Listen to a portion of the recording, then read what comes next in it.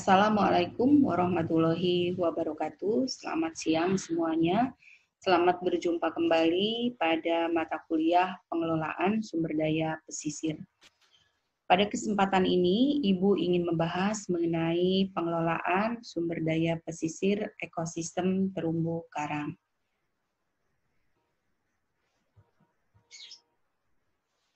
Ekosistem terumbu karang atau disebut juga coral reef, ekosistem bawah laut yang terdiri dari kumpulan binatang karang yang membentuk struktur kalsium karbonat atau batu kapur.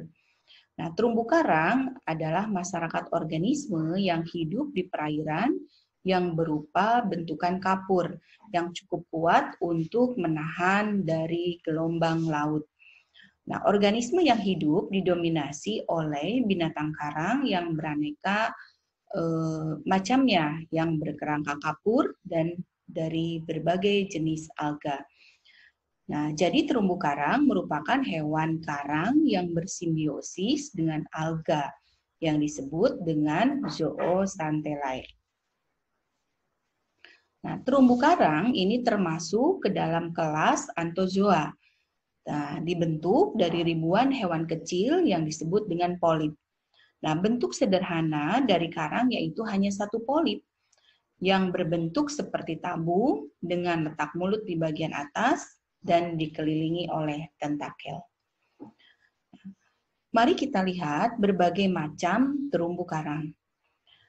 Ada berdasarkan letak, ada berdasarkan zonasi, ada yang berdasarkan produksi kapur, dan seterusnya. Nah, jenis terumbu karang atau coral reef berdasarkan letak ini dibagi menjadi 4 macam. Pertama, terumbu karang tepi, kedua, terumbu karang penghalang, ketiga, terumbu karang cincin, dan yang keempat adalah terumbu karang datar. Sedangkan terumbu karang berdasarkan zonasi, ada yang menghadap angin dan ada yang membelakangi angin. Nah, kalau dilihat dari kemampuan memproduksi kapur, itu ada 2, karang hermatifik dan karang ahermatifik. Dilihat dari bentuk dan tempat tumbuh, karang ini ada yang disebut dengan terumbu atau reef, ada juga karang atau koral, ada karang terumbu, dan ada terumbu karang. Kemudian, apa fungsi dari terumbu karang? Nah, terumbu karang ini memiliki fungsi diantaranya pelindung ekosistem pantai, yang kedua sebagai habitat bagi makhluk hidup laut, yang ketiga sumber obat-obatan, yang keempat objek wisata, dan yang kelima tempat penelitian atau tempat sarana belajar.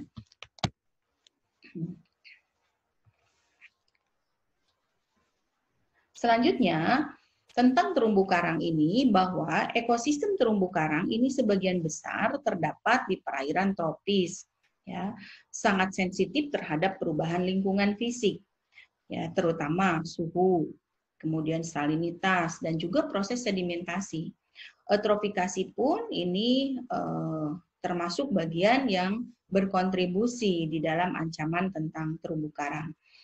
Nah, kemudian terumbu karang ini memerlukan kualitas perairan yang alami. Demikian halnya dengan perubahan suhu lingkungan akibat pemanasan global yang melanda perairan tropis pada tahun 1998 ini telah menyebabkan pemutihan karang atau disebut dengan coral bleaching yang mematikan kurang lebih sekitar 90–95%.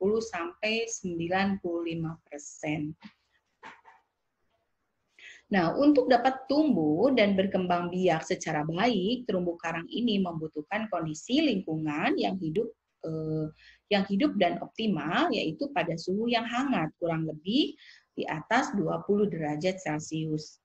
Terumbu karang juga akan memilih tempat hidupnya di perairan yang jernih dan tidak berpolusi. Beberapa ancaman terhadap terumbu karang diantaranya adalah praktek penangkapan dengan racun, peledak, dan muroami. Lalu proses sedimentasi. Sedimentasi ini akan menyebabkan kekeruhan. Lalu berikutnya pembuangan limbah, ini bisa disebabkan limbah dari industri atau limbah dari domestik. Nah, ini limbah cair maupun limbah padat akan berpengaruh besar terhadap ekosistem terumbu karang. Kemudian aktivitas pertambangan ini juga akan memberikan efek yang cukup signifikan terhadap kerusakan terumbu karang. Jika tidak diperhatikan tentang analisis dampak lingkungan, terutama pembuangan yang disebabkan oleh limbah tersebut ke dalam laut. Selanjutnya, praktek turisme yang tidak berkelanjutan, kemudian mengambil dan mengeksploitasi terumbu karang untuk kepentingan komersil, kemudian penggunaan pestisida, DDT di daratan yang berefek kepada perairan air tawar yang akan bermuara di hilir, yaitu menuju lautan. Nah, ini juga akan memberikan dampak cukup signifikan terhadap pengerusakan ekosistem terumbu karang. Selanjutnya, pembuangan jangkar baik sengaja ataupun tidak disengaja oleh nelayan, reklamasi pantai, pembangunan untuk perluasan daratan juga ini mengganggu karena di situ juga akan terjadi proses sedimentasi, kekeruhan dan lain sebagainya. Dan justru juga pemukiman, sekarang permukiman juga lebih banyak dibangun di wilayah pesisir yang berefek pembuangan limbah dan sebagainya, itu akan lebih frekuensinya lebih sering ke dalam pembuangan ke dalam laut. Nah, ini menyebabkan atau berefek terhadap tidak jernihnya air laut dan terumbu karang akan terancam kepunahannya. Nah, kemudian polusi, nah ini banyak sebabnya. Polusi itu bisa disebabkan karena faktor sengaja atau juga mungkin faktor yang memang sebelumnya atau dirasakan tidak secara langsung. Misalnya dalam waktu yang lama sehingga terjadinya pengotoran air laut atau mungkin juga tercemarnya oleh limbah minyak atau mungkin juga akibat dari misalnya limbah-limbah industri. Nah, itu bisa secara cepat atau lambat tetap akan merusak tatanan pada ekosistem terumbu karang. Lalu dari boleh dikatakan bersifat alamiah ya, itu adalah gangguan predator. Ini banyak sekali predator yang terutama konsumen tingkat 2, tingkat 3 yang memakan konsumen tingkat pertama. Karena terumbu karang ini juga di dalamnya terdapat alga, jadi sebagai produsen primer. Kemudian selain itu juga banyak ikan-ikan atau binatang-binatang yang menjadi mangsa bagi predator tersebut. Lalu kejadian bencana alam yang mungkin tidak bisa diduga seperti gempa, tsunami, letusan gunung atau letusan gunung, Merapi, dan seterusnya. Nah, ini juga akan berakibat atau berefek terhadap rusaknya atau ancaman bagi terumbu karang. Lalu penyebab kerusakan terumbu karang itu selain faktor-faktor tadi adalah buruknya kesadaran masyarakat di sekitar pesisir itu, baik dari sisi ekonomi, sosial, dan budaya. Selain itu juga pengelolaannya kurang serius, ya. Selain hal tersebut, mungkin juga penegakan hukum yang cukup lemah. Dan alih fungsi kawasan, serta faktor ekonomi masyarakat pesisir yang relatif tidak terlalu sejahtera, ini juga akan menyebabkan eksploitasi terhadap atau penambangan terhadap terumbu karang sebagai bahan komersil. Kemudian juga kebijakan pemerintah yang terkadang dirasakan tidak terlalu tegas. Nah, ini juga menjadi penyebab beberapa kerusakan terumbu karang. Lalu apa saja penyebab kerusakan dari terumbu karang? Nah, pembangunan pesisir untuk perumahan, resort, hotel, industri, pelabuhan, dan juga pembangunan marina. Nah, ini menyebabkan kerusakan tentunya pada area terumbu karang. Lalu yang lain adalah pengelolaan yang tidak berkelanjutan di daerah aliran sungai yang berdampak terhadap sedimentasi tadi, kekeruhan, dan seterusnya. Atau mungkin efek dari pemberian pestisida pada lahan pertanian, kemudian dari hulu dibawa ke hilir, dan air tawarnya juga mengandung pestisida atau DDT. Bahkan mungkin bisa jadi volume air tawar yang berlebihan pun ini akan menyebabkan kondisi dari air laut terganggu dari kadar salinitasnya yang berefek terhadap ancaman kerusakan dari terumbu karang. Selanjutnya adalah eksploitasi yang berlebihan, kemudian kegiatan perikanan yang merusak seperti memakai alat peledak, penggunaan jaring insang dan pukat. Lalu berikutnya adalah kegiatan kapal ya. Kegiatan kapal ini dapat berdampak pada terumbu karang dengan tumpahan minyak misalnya, atau pembuatan dari balas kapal, pembuangan dari balas kapal misalnya.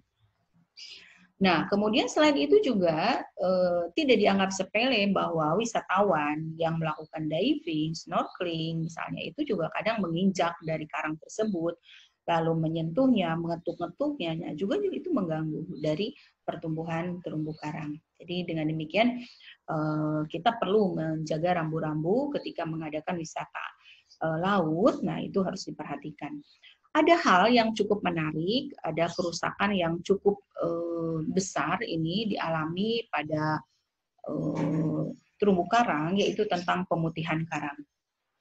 Apa yang disebut dengan pemutihan karang, yaitu adalah bleaching koral, yaitu menjadi berubah warna dari warna yang sehat, yang asli, menjadi seperti salju. Nah, ini diakibatkan tidak terjadinya degenerasi dari alga zooxanthellae. Karena yang memberikan efek warna dari karang itu adalah alga zooxanthellae, yaitu alga kecil yang hidup di jaringan karang. Nah, sehingga karang tampak lebih berwarna-warni. Nah, itu disebabkan oleh zooxanthellae. Tetapi fungsi lain, zooxanthellae ini kan melakukan fotosintesis, itu memberikan atau sebagai sumber makanan bagi karang, dan karang memberikan tempat hidup. Jadi di situ ada pola interaksi yang menguntungkan. Nah, penyebab pemutihan karang ini diantaranya adalah tingginya suhu air laut yang tidak normal, kemudian kurang cahaya, tinggi tingkat kekeruhan dan sedimentasi air, penyakit, kadar garam yang tidak normal, dan polusi. Tetapi yang paling nyata di dalam bleaching ini adalah disebabkan karena tadi adanya polusi mungkin ya, kemudian pemanasan global yang berefek terhadap terhadap faktor-faktor fisik lainnya yang menyebabkan si alga ini tidak bisa tumbuh secara optimal. Jadi menyebabkan terjadinya bleaching. Nah, mengapa terumbu karang itu perlu dikelola? Ini pertama, pada saat ini terumbu karang di Indonesia itu memang sedang menghadapi ancaman yang cukup serius, baik secara alamiah maupun secara manusiawi. Nah, maka dari itu perlu adanya asesmen. Bahkan dalam Undang-Undang Nomor 22 Tahun 1999, nah itu dapat membantu mengatasi isu dan kecenderungan yang ada hubungannya dengan pengelolaan terumbu karang. Pemerintah dan masyarakat lokal mempunyai kewenangan di dalam mengelola dengan cara mengelola swadaya dengan memanfaatkan sumber daya alamnya sendiri. Nah, pengelolaan terumbu karang ini sebetulnya pengelolaan ekosistem yang merupakan sebuah proses pengawasan oleh manusia, tetapi selain itu pemanfaatannya, kemudian pengendaliannya, nah yang tetap menjaga kelestarian daripada lingkungan tersebut. Jadi dikelola secara bijaksana, diambil manfaatnya tetapi masih tetap dijaga kelestariannya. Pengelolaan terumbu karang ini ada 9 strategi menurut Undang-Undang Nomor 31 Tahun 2004. Strategi yang pertama adalah memberdayakan masyarakat pesisir. Yang kedua, mengurangi laju degradasi terumbu karang. Yang ketiga, pengelolaan berdasarkan potensi wilayah serta kearifan lokal. Nah, ini penting tentang kearifan lokal dengan melibatkan masyarakat daerah atau setempat. Lalu koordinasi antara program pemerintah pusat, daerah, swasta, dan masyarakat pengguna. Yang kelima adalah mengembangkan dan menjaga dukungan masyarakat dalam meningkatkan kesadaran tentang nilai ekonomis dan nilai ekologis. Lalu selanjutnya, memperbaiki dan menyempurnakan peraturan dan perundang-undangan yang sudah ada, kemudian memperluas hubungan dan mengembangkan kegiatan ekonomi yang ramah lingkungan.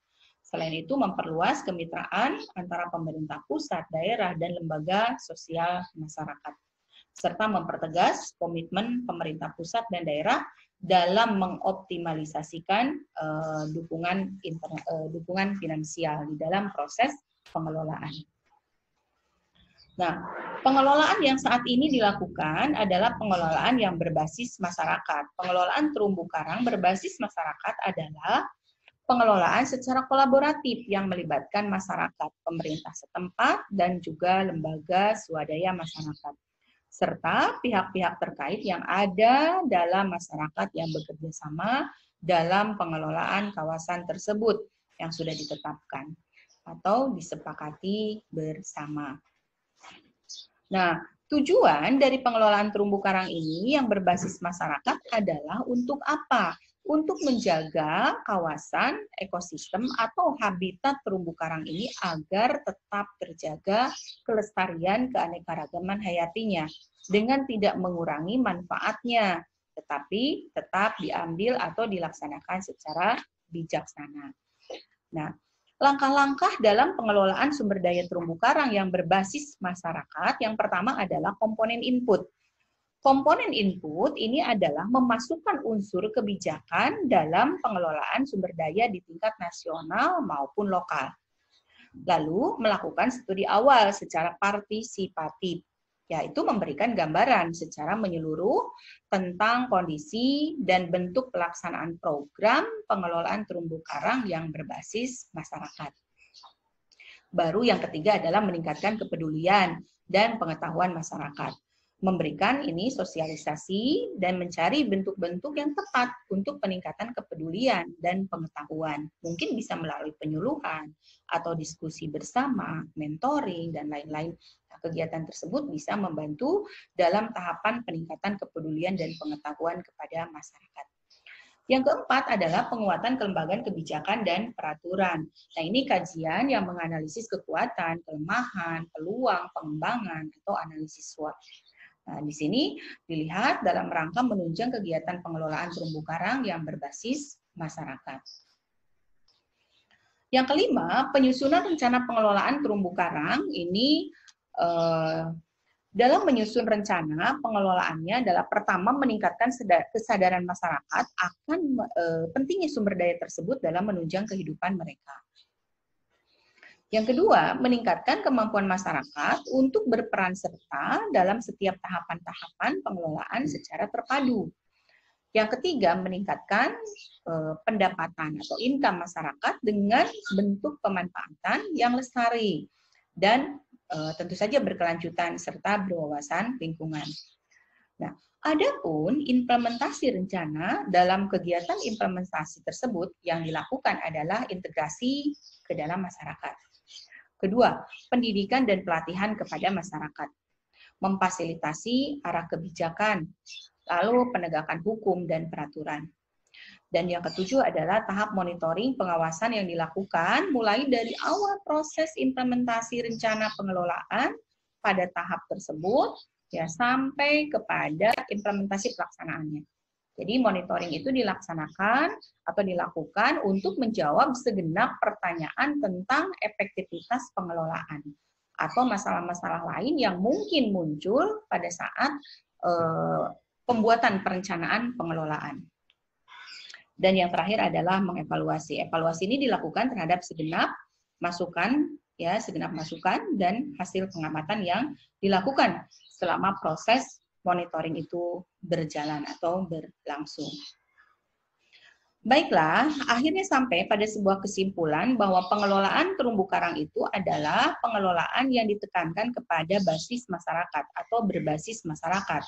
Nah, yaitu suatu sistem pengelolaan sumber daya alam yang melibatkan masyarakat lokal secara aktif dalam proses pengelolaan sumber daya alam terumbu karang yang terkandung di dalam kawasan pesisir.